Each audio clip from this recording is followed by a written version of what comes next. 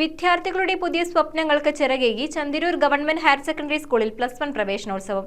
ടീമാകാം പുതിയുഗ സ്വപ്നങ്ങൾക്കായി എന്ന പേരിൽ സംഘടിപ്പിച്ച പ്രവേശനോത്സവം deputy speaker advocate Shanimol Usman ഉദ്ഘാടനം ചെയ്തു.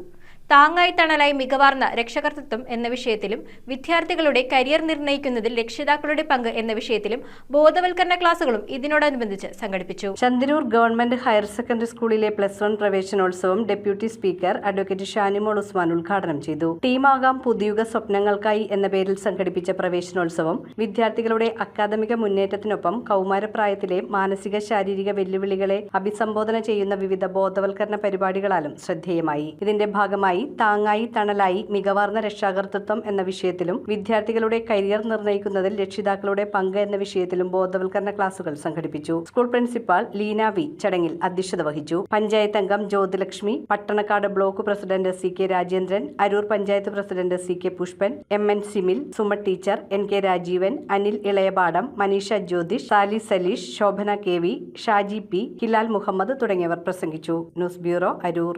നിങ്ങൾ അറിഞ്ഞോ?